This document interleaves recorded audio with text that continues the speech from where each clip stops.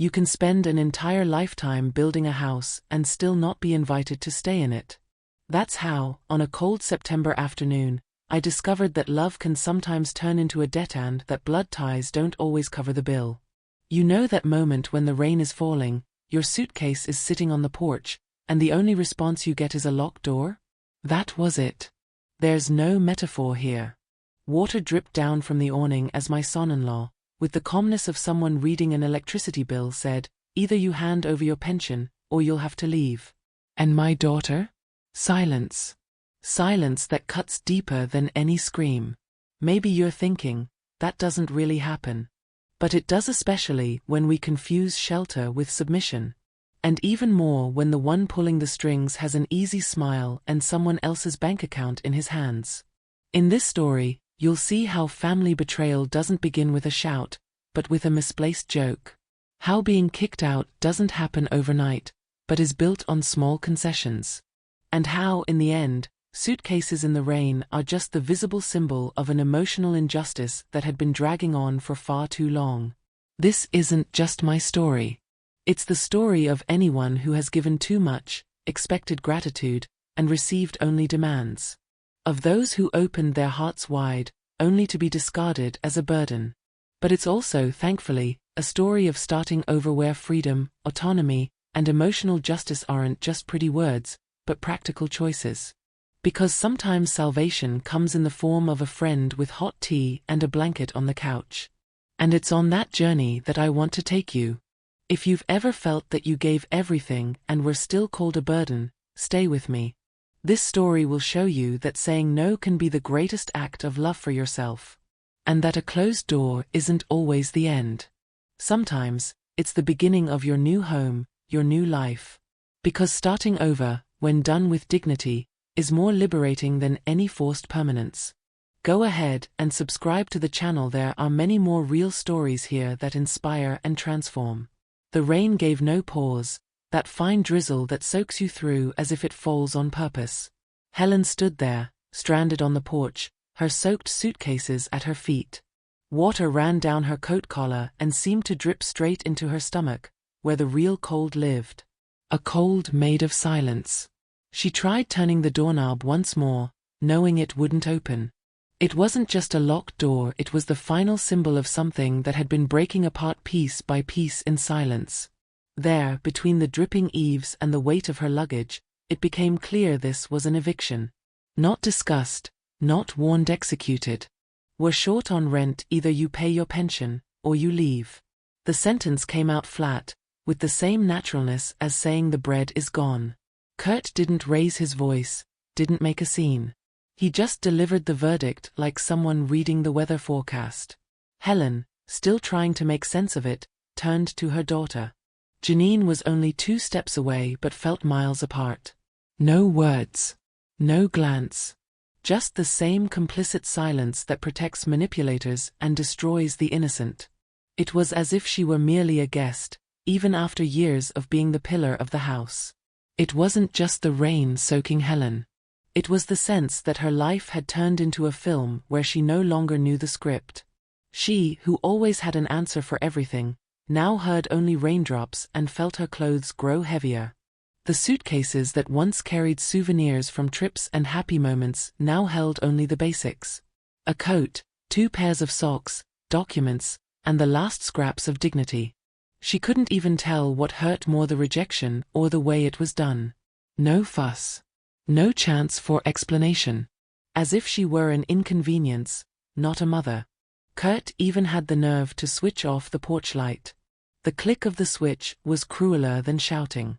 Darkness came with the wind, and right then Helen understood this was no longer her home. And maybe it never had been. The pension she once saw as protection was now treated like currency. Money or silence. Help or locked doors. Freedom or submission. All bundled into one. And Janine? She kept quiet. A daughter who chose not to choose, leaving her mother alone in the rain with her suitcases and her heavy heart. No one wakes up expecting betrayal from the very ones they raised. But the truth is, sometimes family betrayal doesn't come as an attack. It comes in omissions. in averted eyes, in decisions made behind closed doors. Helen never imagined she'd be pushed out of the house she supported. But in that moment, she realized that love, when it isn't reciprocal, turns into servitude. And servitude is a prison without bars. Kurt knew exactly what he was doing. And Janine, in her silence, allowed it. The manipulation was disguised as rational conversation. But what was at stake was far more than money. Helen had always believed in the strength of home, in the power of a united family, even in difficult times. That's why, despite all the warning signs, she never imagined it would come to this. That one day she'd be outside, with her bags in the rain and her chest aching more than her feet. But standing there on that porch, she understood sometimes you have to lose the roof to find the ground. That moment would be the turning point. Not just of the rain, but of her life itself. It wasn't about fighting back anymore. It was about surviving with dignity, with courage, with what remained. So often when a door closes, we cling to the idea that another will open. But at that moment, Helen didn't want another door. She wanted clarity. She wanted to understand how she had gotten there. And perhaps, deep down, she already knew.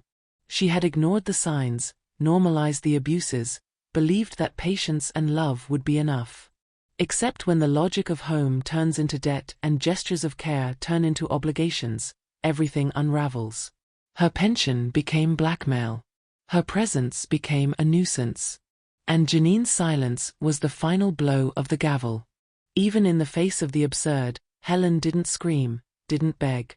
She just stood there, staring at the door that refused to open.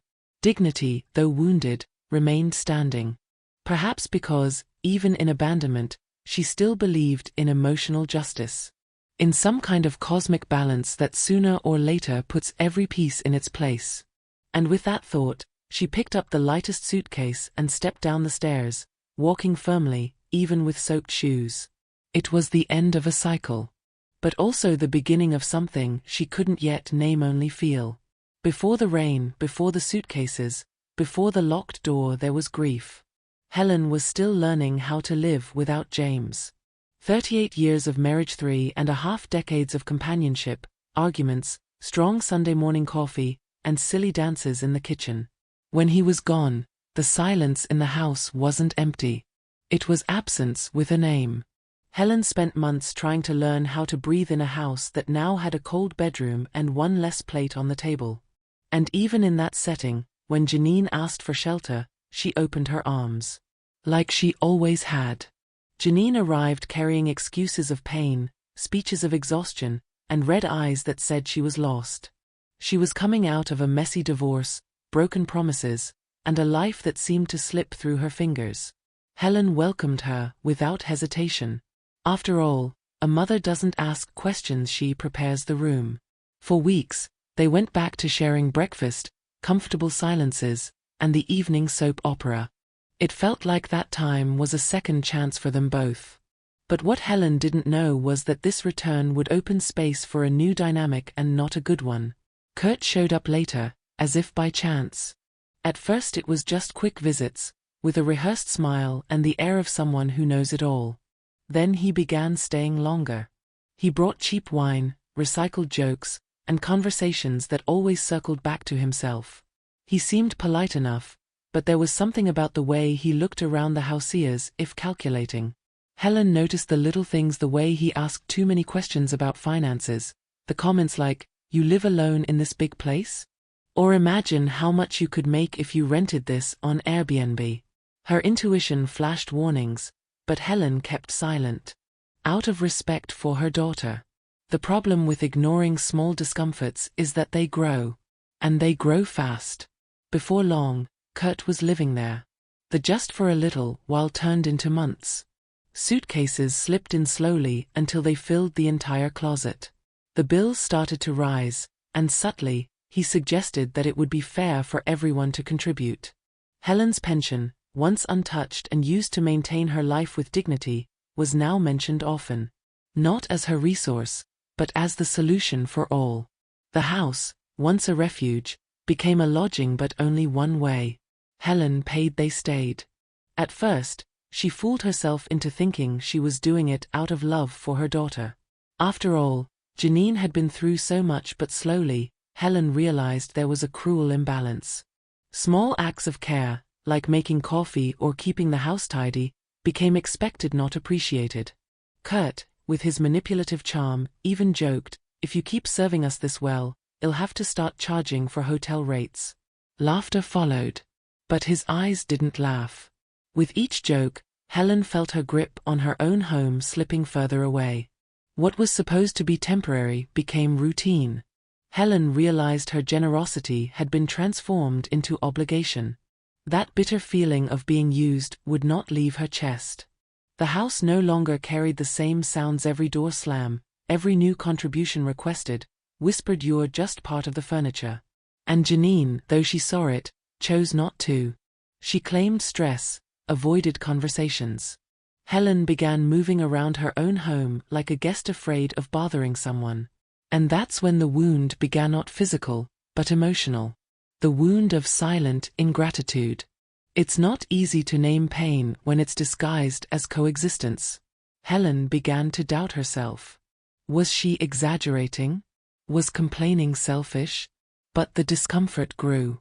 The utility bills rose higher, the requests for money became more direct, and Kurt's jokes more cutting. He made a point of reminding her that she didn't pay renters if the roof were his. Helen tried talking to Janine, but it always ended with evasions. The bond between mother and daughter seemed to dissolve in small omissions. What once was a home was now hostile ground.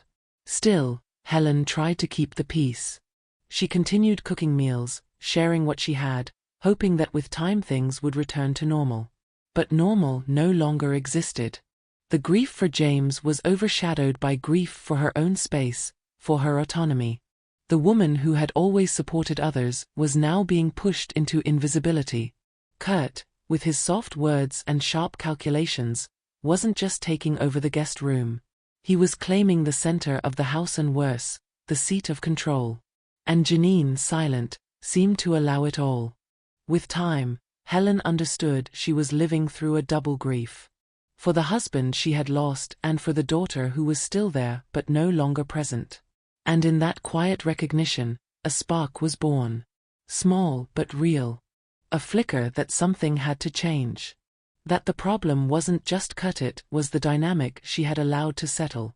And so, without knowing how yet, Helen began to prepare.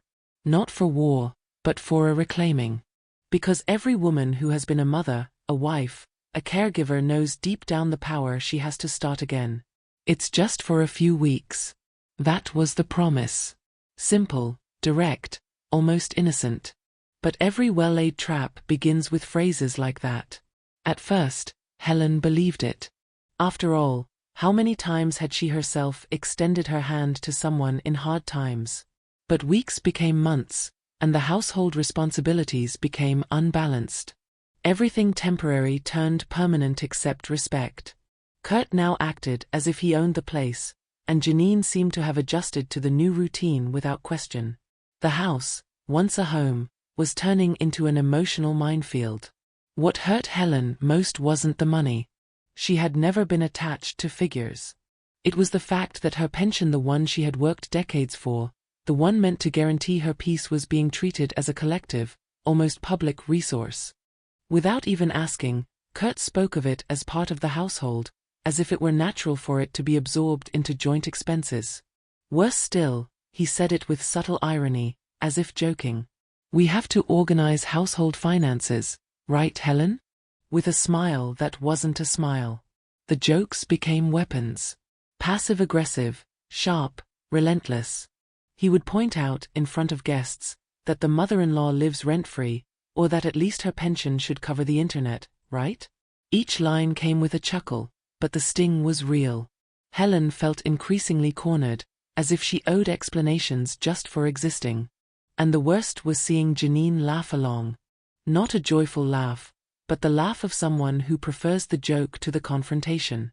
And so, day after day, Helen was pushed into a place of veiled discomfort where you don't scream, but you bleed. Helen's domestic support became an unspoken rule. Breakfast? Expected. Dishes washed? Of course. Curtains changed, fridge stocked, laundry folded. Nothing was asked for, but everything was assumed as her duty. And when Helen didn't do something, the silence was heavy, almost like judgment. No one said thank you because, in their minds, she didn't work anymore. As if retirement meant servitude. As if being at home meant being on call. It was a prison without locks, with endless invisible tasks. The name for that? Emotional manipulation. With time, Helen realized she was fading. She, who had always been active, present, full of opinions, now thought twice before saying anything. If she gave input on raising the kids, she got a side eye. If she mentioned household expenses, she was cut off with, "You don't understand these things." Her space, emotional and physical, shrunk. Her favorite chair in the living room now belonged to Kurt. The cupboard where she kept her books was filled with family boxes. Slowly, Helen lost her corner, her voice, her place. The cruelest part was that it all happened without yelling, without open fights. It was subtle erosion. Kurt never needed to raise his voice. He only planted phrases, gave looks, and used time to his advantage. And Janine, by not intervening, allowed it to normalize. Helen realized she was being shaped into discomfort. She lived tiptoeing around her own home. Every act of resistance was met with condescension, as if listening to an old lady complain about the weather. She no longer knew if she was exaggerating or finally waking up. Maybe both. Even small joys had thorns. When Helen managed to cook a special dinner, Kurt made sure to complain about something missing. When the kids came to play, he quickly scolded that they were messing up the whole house. Everything became a reason to remind her who was in charge. Helen caught herself wondering how she had let it happen. The painful answer was clear little by little. No single blow strong enough to wake her. But together, all of them carved a crack too big to ignore. The house was full, but she had never felt so alone. And it was there, in the middle of this invisible erosion, that Helen began to regain clarity. Not strength yet, but discomfort with purpose. The same unease that had silenced her now demanded action. She no longer wanted just to endure. She wanted to understand, to name, and maybe to change. Because one thing is certain: once you recognize ingratitude, you can never go back to who you were before. Helen didn't yet know what would come next, but she was beginning to see that alone was a first step. Some people manipulate with words. Kurt did it with spreadsheets. It started subtly, like someone just organizing life. He spread printed sheets around the house with monthly expenses, financial projections, possible cuts. He claimed it was work stuff, but Helen noticed her name always appeared among the numbers. Not as a contributor, but as an expense. And the most unsettling part was the casualness of it. He left the papers on the kitchen table, always face up, as if by accident. But the message was clear: you cost. And you should contribute more. Helen began to overhear fragments of his phone conversations that reinforced the feeling. Kurt spoke in a low voice, but she heard enough. "She has a pension and pays nothing. I'm trying to solve it smartly, no stress." It was as if he were assembling a puzzle where she was the extra piece. And it hurt more than any insult. Because it showed that behind the attentive son-in-law mask was calculation. He was building arguments to justify a decision he had already made. And Janine? Always nearby, but never listening enough to intervene. The breaking point came on a Sunday night when Kurt proposed a family meeting. The phrase alone sent a chill down Helen's spine. A meeting? It sounded like a company. They sat in the living room like business partners. Janine with a notebook. Kurt with his papers. Helen, in between them, trying to figure out what role she was supposed to play in that theater. The talk started light, with terms like household organization, financial balance, fairness for all. But soon the blow landed. "We need to talk about your pension, Helen. It's not fair for you to live here without contributing." She could have shouted. Could have blown everything up. But she didn't.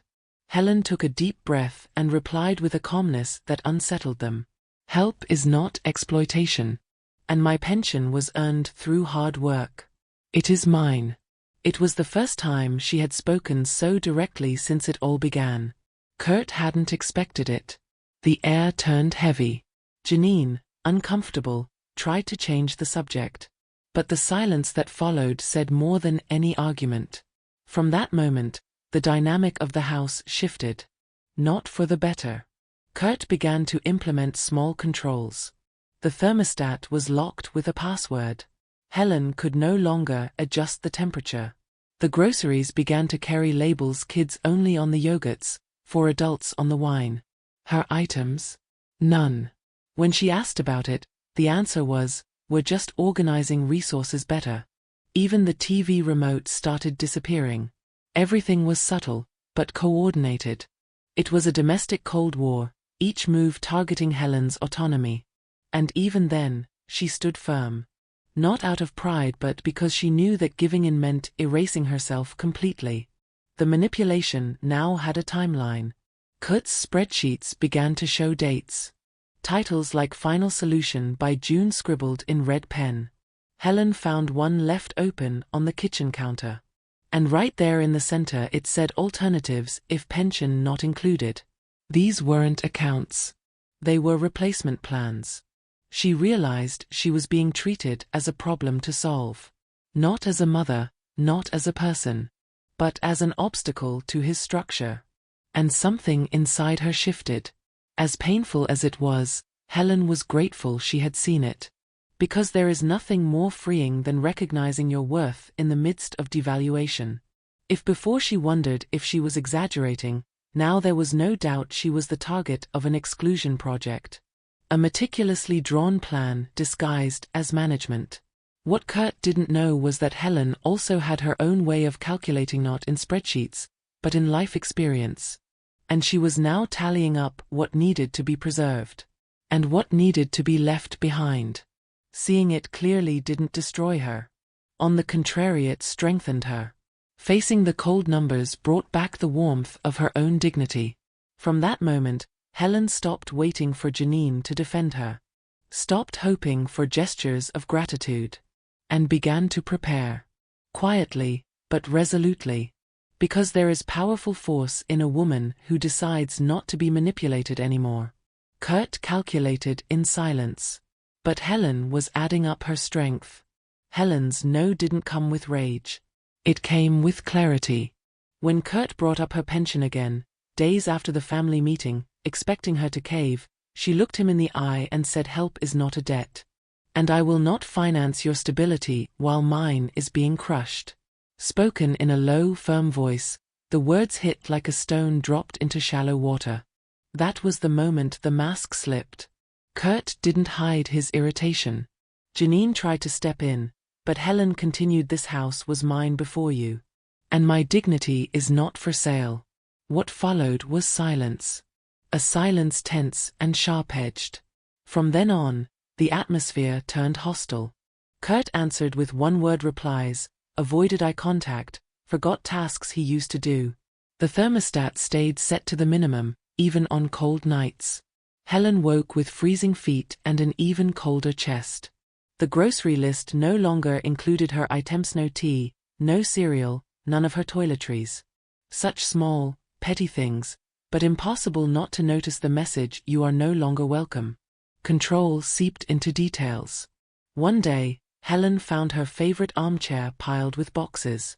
She asked if she could move them, and Kurt answered curtly, "We're reorganizing."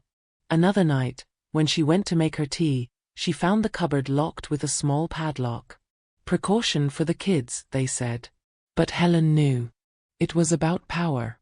About undermining her routine, her comfort, her autonomy. Manipulation had become punishment. And still, she resisted. She didn't play the victim. But she began gathering strength. And also documents, bills, records. Because every dignity starts with organization. The breaking point came in the shape of a suitcase. Helen came down one morning to find 2 of them by the door. Hers. Already packed. Clothes folded in haste, objects thrown together as if they no longer mattered. She looked at Janine, who was in the kitchen. There was no explanation. Only the cutting words, "I think it's best if you go stay at Ruthie's for a few days. Until we sort this out." Helen felt the family betrayal deep in her bones. Not because of Kurt, she expected it from him, but because her daughter now actively participated in the eviction, and didn't even try to hide it. The door was locked. When Helen stepped out onto the porch, she saw the outside light had been switched off. It was raining. Again. The suitcases were quickly soaked. It was as if the universe were replaying the same scene, but now with more pain and less surprise. Helen stood there, not knowing whether to cry or laugh. It was surreal. A woman who had supported her daughter, sheltered her son-in-law, shared her pension, and was now treated like a burden. But in that instant, shivering in the rain, she felt something new: certainty. She could no longer wait for recognition. She had to save herself. There were no screams. No drama.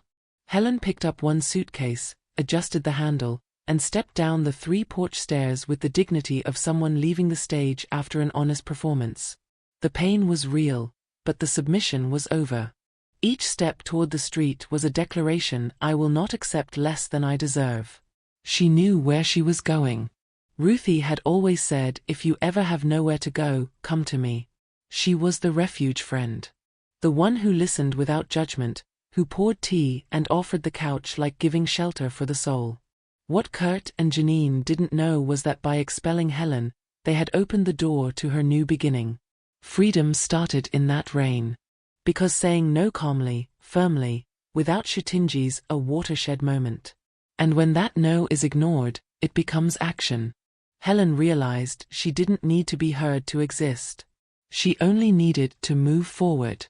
And that's what she did. She left the house that had left her first. And she walked toward what she didn't yet know, but could already feel was more just. Autonomy, at last, was taking its first steps. She didn't look back. Not because it was easy, but because it was necessary. She knew that replaying the scene of the door slamming, the suitcases in the rain, the light switched off would only feed resentment. And she didn't want to live off resentment, she wanted to live off what was still possible. Ruthie was waiting for her with a warm blanket, a couch, and words that comfort. More than that, she was waiting with respect. In that moment, Helen realized sometimes you have to be pushed out to find your way back to yourself. From that point on, there would be no more forced silence. Only conscious decisions. Ruthie's door opened before Helen even touched the bell. It was as if she knew. As if the universe, tired of watching injustices, had sent a message. Helen walked in soaked and shaking, carrying not only her bags but an ancestral weariness. Ruthie didn't ask questions. She just opened her arms and said, "Come in. There's hot tea in the pot." That hug, firm and quiet, was more than a welcome, it was the first moment of healing. Sometimes what we need isn't advice, it's a lap to rest our head. And Ruthie offered that without needing any explanations. The living room couch seemed smaller than Helen remembered, but the blanket was the same, floral, old, full of stories. She sat, accepted the tea, and only then did the tears come. It wasn't wailing or lament. It was a silent cry, the kind that rises from the soul when it finally finds space to release the weight. Ruthie held her hand and said only, "You can cry it all out. You're safe here." And that's what made Helen crumble so that, little by little, she could rebuild. Because grief comes before freedom. And she needed to grieve the house, the daughter herself. That first night, they didn't talk much. Silence was a partner, a comfort. Ruthie put on an old record, Nina Simone. Loanne sat knitting beside Helen. No plans, no questions. Just presence. And that unassuming, loving presence was the first brick in the healing process. Helen slept as she hadn't slept in months, without having to stand guard over her own space. For the first time in a long time, she didn't wake up with guilt. Ruthie's house had that about it: the smell of cake, the tick of a wall clock, and the lightness of a place where she could simply exist. In the days that followed, Helen started to reorganize her thoughts. She didn't have a plan yet, but she finally had clarity. And with clarity comes lucidity. For the first time, she named what she had lived: family betrayal, manipulation, ingratitude. Not out of revolt, but as a diagnosis. She stopped blaming herself for helping too much. She began to understand that helping without limits attracts people who don't know how to respect them. Ruthie, always attentive, offered little capsules of wisdom. Love doesn't charge a fee. Gratitude doesn't arrive with an invoice. Those phrases, spoken between sips of tea and slices of cake, fell like seeds into fertile soil. Helen started writing in an old notebook Ruthie gave her. On the cover, she wrote what comes next. It was her way of mapping the restart. She didn't want haste, but she didn't want paralysis either. She listed small things: change passwords, review documents, think about a space of her own. More than that, she decided no one would lay a hand on her freedom again. Autonomy would now be the priority. And emotional justice wasn't a luxury, it was a right. For the first time, Helen understood that starting over isn't going backward. It's a leap, not a fall. Ruthie helped with the basics, too. She took Helen to the bank, advised her on paperwork, and talked about the importance of rebuilding the practical foundation of life. But she did it with lightness and humor. Let's armor this treasure that is your peace, my friend. And so, between laughter and memories of their younger days, Helen returned to herself. What had been raw pain was now a scar forming. It still hurt, of course, but it no longer bled. And that, in itself, was a victory. Each day, she understood more clearly that egoism had pushed her out, but courage had saved her, the courage to put herself first. One afternoon, blanket over her knees, Helen said out loud, "I was betrayed by the ones I helped the most." Ruthie answered immediately, "And now you're going to love yourself like you never have." That exchange left a mark. Because there, on that simple couch, between two women who had lived long enough to know that the world isn't fair, something new was born: a promise of freedom. Helen decided she would never again let her worth be measured by people who didn't understand true devotion. From then on, every choice would be by her, with her, for her. Ruthie wasn't just a friend. She was a symbol of what Helen sought: autonomy, respect, calm. Seeing that it was possible to live like that with a simple routine, without depending on anyone, was the push she needed. Helen realized life could be good again. Not the same, not like before, but good in her own way. With that breath of hope, she got ready. Because what comes after being thrown out isn't darkness, it's reconstruction. And every reconstruction begins when you find a place where you can breathe. Ruthie's house was that place. The first thing Helen did was go to the bank. She didn't tell anyone, not even Ruthie, until the right moment. She arrived early, with old statements in hand and the what comes next notebook in her bag. She sat with the manager and explained calmly, "I want to revoke all third-party authorizations." The employee tried to confirm names, but Helen was direct: all of them. That was where she began to dismantle the invisible web that had trapped her. Changing passwords, redoing registrations, canceling automatic payments. It was paperwork, bureaucracy, but above all, it was the reclaiming of power. Taking back control over her own pension was a milestone. Not just out of distrust, but out of sovereignty. Helen realized that, for years, she had delegated too much. "I'll handle it, Mom. It's all set, I already paid it." Phrases that, said sweetly, masked the removal of her most basic right: deciding over her own money. Now every statement passed through her hands. Every expense was noted. She returned to using spreadsheets not like Kurt, but as a tool of autonomy. The feeling was liberating. She no longer needed to ask for access to what was already hers. At the same time, she began thinking about how to protect what she had. Not just from scams, but from bad faith disguised as affection. She went to see a lawyer. Ruthie recommended Francisco, specialized in elder rights. "You're not old, Helen. You're sharper than a lot of young folks." With good humor and firmness, Francis helped reorganize everything, revoked any power of attorney previously signed, rerouted accounts, and built what she called emotional and legal fences. Helen left the office feeling lighter. She was finally shielding herself inside and out. The hardest conversation was about Chloe. Her granddaughter, still little, was one of the few bright lights left from that turbulent setting. Helen wanted to protect her, but knew she could no longer trust the girl's parents. The solution came with the trust. Francis suggested a reserved fund, accessible only when Chloe turned 25, with clauses preventing any movement by the parents. It was painful to admit she needed to protect her granddaughter from her own parents, but it was also an act of love. Clear-eyed love. Love that sees reality and acts accordingly.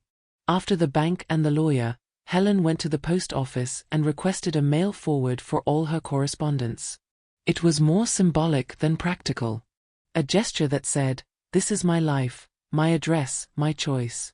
And so, document by document, name by name, she began rewriting the narrative of her independence. No rush. No fanfare. Each action was another brick in the new foundation she was laying. The feeling was mixed, a bit of sadness. Of course, one dreams of needing to protect herself from her own daughter, but mostly relief. She also began to study. She went back to reading about finances, rights, retirement. She checked out books from the public library, watched videos on her phone, and wrote everything down in her notebook. Not because she planned to sue or retaliate, but because she wanted to understand and strengthen herself. Knowledge is power, Ruthie would say, and Helen adopted it as a motto. In one of those readings, she came across the term emotional justice and smiled. That was it. She didn't want revenge. She wanted balance. She wanted control over what was hers without being accused of selfishness. And she was getting closer to that every day. It was during this phase that Helen realized something powerful. She no longer had to wait for the right time. The time was now. She was reorganizing her life based on facts, not unresolved feelings. There was no room left to romanticize toxic relationships. Francis, the lawyer, said something that kept echoing: "You're not cutting ties. You're cutting abuse." That became a mantra. Every notarized signature, every password changed, was a reminder: I have worth. I deserve peace. And that peace wouldn't come from outside. It would come from what she was building with her own hands. At the end of the process, Helen filed all the documents in a new binder, labeled with care. It wasn't just organization. It was the symbol of a reconquest. She knew there would still be challenges, mixed emotions, tough memories. But for the first time in a long time, she didn't feel fear. She felt steady. She knew she could trust herself. And after so much manipulation, that was the real beginning. Because emotional justice isn't about punishing the other, it's about protecting yourself. And Helen was protected now. The apartment wasn't big or modern. It was on the third floor of an old building with no elevator, wooden windows, and the smell of fresh paint. But to Helen, it was a castle. Signing that lease felt like signing a pact with her own freedom. She stepped inside for the first time with the key in hand and a shy smile on her face. No furniture, yet only the echo of hope bouncing off the walls. She walked slowly through the rooms, like someone reclaiming territory. There, alone, sitting on the cool floor, she whispered, "I came back to myself."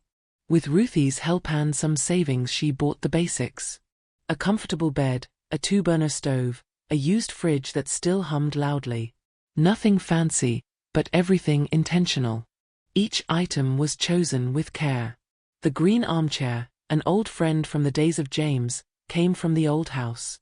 It was a link to her memories, but now in a space that was hers alone. Beside the armchair, the "What Comes Next?" notebook gathered new entries by curtains: plant herbs on the balcony, bake orange cake on Sunday. Simple life. Living life. The new routine was quiet but full of meaning. Helen woke early, brewed her own coffee, and read a few pages before the sun hit the window straight on. She discovered a library 2 blocks away, where she started borrowing novels and biographies. She read Women Who Run with the Wolves, Year of Yes, and even reread Grande Sateo Veredas with different eyes. Each book felt like a conversation with the past and an invitation to the future. In the afternoons, she sat on the balcony, tea in hand, eyes on the street, heart at ease. For the first time, silence felt good. Janine's messages began to arrive. Short at first. Kurt, are you okay? Do you need anything? Helen read them but didn't answer. It wasn't time yet. Then came the calls all ignored. Helen didn't want to feed anyone's guilt. She wanted space. And that space was vital. One afternoon, however, a different message came from Chloe. Grandma, can I see you? Helen replied immediately, of course, sweetheart. Always. Because she could tell the difference between what had hurt her and what was still pure love.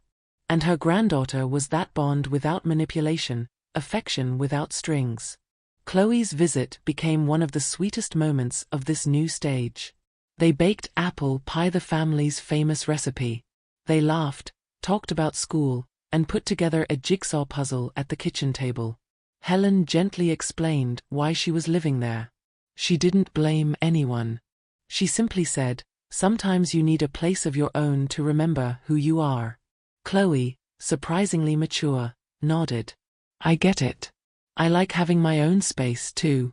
That's when Helen saw the seed of emotional freedom was already planted in the next generation. Even with the lightness, Helen kept her boundaries firm. She didn't give in to the idea of going back. Not because she held a grudge, but because she now had clarity. She knew that to protect the peace she'd built, she needed distance from those who had broken it. So when Janine persisted with new messages, Helen answered kindly but firmly, I'm okay. I need some time for myself. I hope you all are well too. This was the new Helen, empathetic yet protected. Available yet selective. Loving yet fully aware that true love never demands self-erasure. Over time, the apartment came alive. Plants on the balcony, dish towels embroidered by Ruthie, old photos in new frames. Helen even bought a coffee maker, of those simple but reliable ones, and started hosting Ruthie on Thursday mornings. They talked about life, laughed about soap operas, traded recipes. It was all so small and at the same time enormous. Because dignity doesn't live in luxury, it lives in the power to choose. And Helen was the one choosing now. What to eat, whom to talk to, when to open the door. You can't put a price on that. One night, Helen wrote in her notebook, I don't have much, but all of it is mine. It was her private definition of wealth. Not in possessions, but in relief. The peace of not walking on eggshells. The joy of opening a window and breathing deep without bracing for anyone's judgment. The lightness of laying her head on the pillow and knowing that, for the first time in a long time, she was exactly where she needed to be.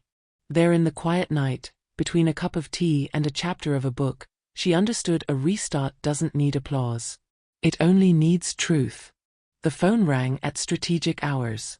Late afternoon, when Helen was returning from the library.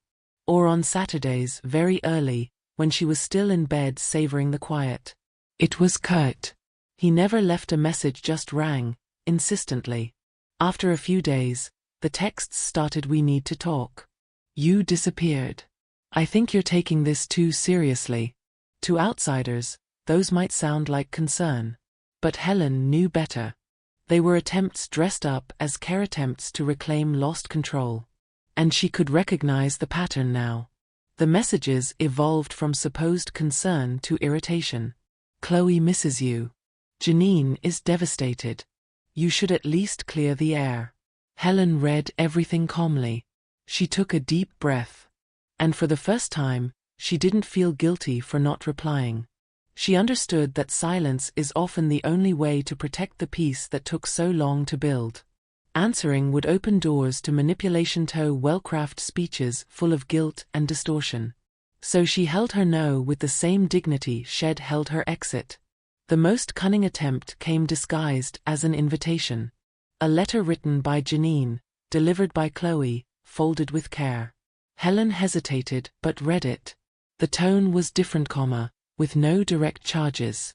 Janine wrote about memories, about her father, about better times. She said she was rethinking everything, that she missed when things were simpler. There was no apology, But there was a subtle acknowledgement, I think we let things go too far. Helen folded the letter slowly. She felt a lump in her throat, but she didn't cry. It still wasn't repentance. It was just the first crack in the wall. Even so, it was progress. For the first time, Janine removed Kurt from the equation and spoke mother to daughter. Helen recognized that. She also recognized that she wasn't ready to reopen the door. But she wrote back briefly, gentle, firm, "I'm okay. I still need time. I hope you find what you need too." It wasn't coldness, it was protection. Because now Helen understood reconnection without repentance is just another round of manipulation. And she wouldn't leave the place where she had rebuilt her autonomy to return to a place where she was devalued. Weeks passed. Kurt vanished, maybe by strategy, maybe because he understood there would be no return. Janine sent messages less often, but with a different tone. "I saw a book you'd like. I made lemon pie. It reminded me of you." Small gestures. Helen welcomed the sentiment but didn't lean into it. She knew the relationship had a future only if it arrived with truth. And truth sometimes takes time. Meanwhile, she carried on more reading, walks in the park, afternoons with Ruthie, sweet messages with Chloe. Life was settling slowly, to the rhythm of her own will. Helen also wrote more. Not just in the notebook, but in letters she never sent. She put everything there: hurt, memories, wishes. It was her way of cleaning the inside without reopening wounds. She wrote a letter to Janine, another to Kurt, even one to James, the husband who had passed. She cried while writing, but smiled afterward. Because once it was on paper, she understood that pain no longer dictated her actions. It was only memory. And memory doesn't need to steer your steps. It exists to remind you of what not to repeat. That was enough for Helen. With time, the no shed given stopped being just refusal. It became active protection. An emotional shield that allowed her to move forward without bitterness. It wasn't about revenge or permanent distance. It was a healthy boundary. And she held that boundary lightly. If someone asked about her daughter, she answered kindly, "Things are as they need to be for now." No drama, no justification. Maturity is that knowing how to say no without explaining yourself all the time. Helen now lived in peace. And that peace was non-negotiable. Kurt and Janine's attempts to regain control only confirmed what Helen already knew: people who manipulate can't stand losing command. But she also learned something crucial: when you stop explaining yourself, the other party is left to face their own actions. And that's where real change begins. Helen didn't know if there would be reconciliation. But she knew that if it ever came, it would have to come clean, without demands. Until then, she would remain where she was, at the center of herself. And for the first time, that was enough. Chloe showed up with a bowl of apples and a sweet smile. She wanted to learn Grandma's pie. Helen understood immediately it wasn't about the recipe, it was about their bond. They laughed, peeled apples side by side, and built a new memory. No hard questions, no heavy air. Just affection. When they sat on the balcony, Chloe asked, "Why did you leave like that?" Helen answered calmly, "I didn't leave. I was pushed." Her granddaughter fell quiet, but her eyes said everything she understood. And in that quiet, respect was born. At goodbye, Chloe left a note, "I'll come back to learn your baked rice." Helen kept it like a medal. Because real affection doesn't demand, it chooses to show up. Chloe was the bridge Janine didn't know how to be. And right there, Helen realized clean bonds still exist. Where there's truth, there's the possibility of healing even among the rubble. Janine arrived unannounced. She brought cookies and an embroidered dish towel. Helen opened the door but not her heart. They sat at the table like two strangers with a shared past. No formal apologies, just a gentler, truer atmosphere. Until Janine said, without detours, "I was wrong. I took the wrong side." Helen listened. She didn't cry. But something gave way, not her protection, but her hurt. She answered with the healthiest boundary she knew, "I'm still taking care of myself. I don't know what to do with this yet. But hearing you say that changes a lot. Her daughter left without demands, and that was already progress. Helen promised nothing. She simply kept her peace intact. Because forgiveness isn't forgetting. It's remembering without losing yourself. And now, she knew exactly where she was at her own center. Helen tore up the old list of sacrifices, sheet by sheet. In the new notebook, she wrote a single line: I am still here, and I have enough.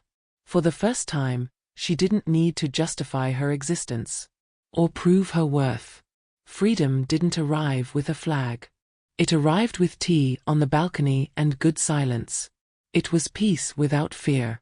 The autonomy of someone who was once expelled and now chooses who comes in. She recorded a short video, just for herself, saying no isn't cruelty. It's protection. And anyone offended by your limits never respected your line. Then she turned off the phone, drank her tea, and smiled. Emotional justice didn't show up in a courtroom, it showed up in every quiet decision that rebuilt her life. And now Helen knew the end was never the closed door. It was the beginning of her new home. The home where, at last, she lives with dignity. Some stories don't end with happily ever after. They end with happily by choice. And that's exactly what Helen achieved: the right to choose. To choose her peace instead of pleasing. To choose light silence over toxic presence. To choose her own company instead of constantly waiting to be recognized. What began with suitcases in the rain and a door slammed shut ended with a cup of tea on the balcony where she, alone and whole, decided not to live for other people's comfort anymore. This isn't just the story of a retired woman betrayed by those who should have protected her. It's a mirror for so many others. So many Helens still paying emotional bills with their own health, time, and dignity. People who still believe love must come with sacrifice. Who confuse a bond with a prison. Who go quiet to keep a house standing even when that house no longer shelters them. But Helen didn't stay. And that changed everything. She understood that freedom doesn't shout. Freedom stands firm. It organizes itself. It's sustained by documents, by accounts in your own name, by words spoken with conviction. She learned that forgiveness can exist without reconciliation. And that respect must be a prerequisite, not a consequence. Rebuilding yourself after being thrown out isn't weakness. It's courage. It's emotional maturity. It's the justice we perform on the inside when the world stays silent. And now, maybe it's your turn. Maybe you're in a similar cycle, silenced, manipulated, called ungrateful just for trying to breathe. If this story spoke to you, breathe deep. You don't need a scene. You only need a decision. Saying enough can be the first step toward a lifetime of peace. Comment I choose peace and subscribe to the channel to keep receiving stories that inspire, warn, and transform. Let's show that autonomy has no age. That freedom has no expiration date. And that starting over is, indeed, an act of victory.